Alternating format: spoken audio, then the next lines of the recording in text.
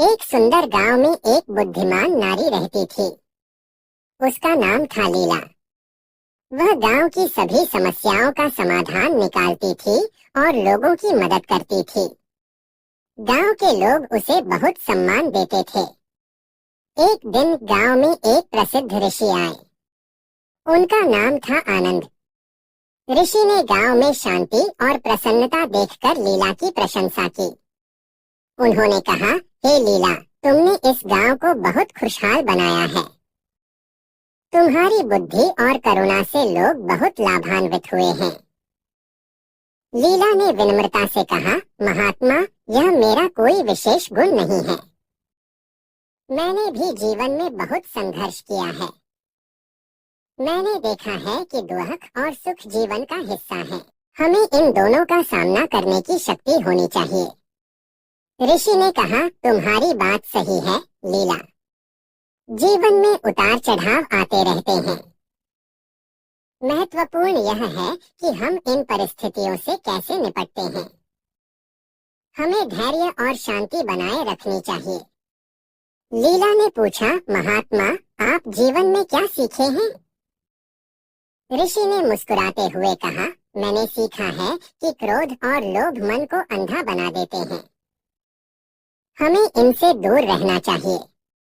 हमें दूसरों की मदद करनी चाहिए और हमेशा सत्य का मार्ग अपनाना चाहिए। लीला ने कहा, महात्मा, आपकी बातें बहुत सार्थक हैं। मैं इन बातों को हमेशा याद रखूंगी। ऋषि ने कहा, लीला, याद रखो, ज्ञान केवल किताबों में नहीं मिलता है। यह जीवन के अनुभवों से भी सीखा जा सकता है। हर व्यक्ति के पास कुछ न कुछ। विक्रम एक प्रतिभाशाली युवक था।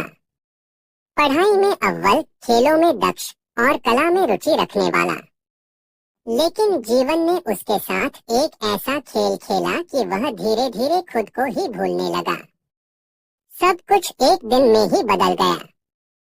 एक सड़क दुर्घटना ने उसके माता पिता को छीन लिया। अकेलापन उसे घेरने लगा। घर जो कभी खुशियों का घर था, अब एक खालीपन सा लगने लगा। दोस्तों के साथ खेलने का मन नहीं करता था। पढ़ाई में मन नहीं लगता था। दुनिया से कटने लगा।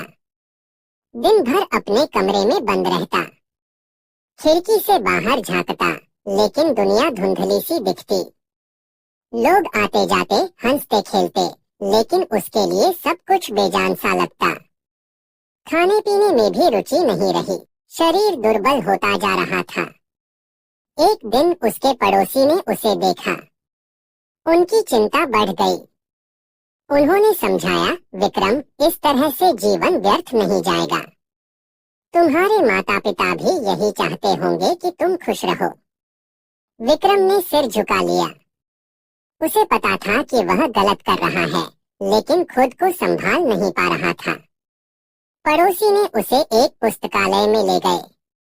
वहां किताबों की दुनिया ने उसे एक नया रास्ता दिखाया। उसने साहित्य पढ़ना शुरू किया। कवियों की रचनाओं ने उसके मन को छुआ।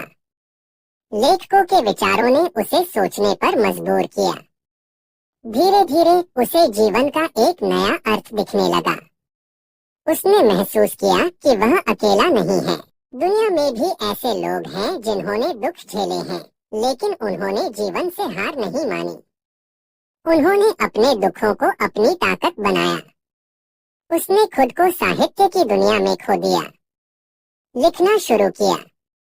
अपने दुखों को शब्दों में ढालने लगा। धीरे धीरे उसके अंदर एक नई ऊर्जा का संचार हुआ। उसने सोचा, मेरे माता पिता चाहते होंगे कि मैं कुछ करूं। मैं अपने जीवन को सार्थक बनाऊं। उसने एक साहित्यिक संस्था बनाई। युवाओं को लेखन के लिए प्रोत्साहित किया। उनकी प्रतिभा को निखारा। धीरे धीरे वह फिर से उसी विक्रम बन गया जो कभी हुआ करता था। खुश, संतुष्ट और जीवन से जुड़ा हुआ। उसने महसूस किया कि दुख ने उसे तोड़ा नहीं, बल्कि मजबूत बनाया। एक युवक सबको धोखा देने लगा, पत्नी समझाती है। एक कहानी जो हर किसी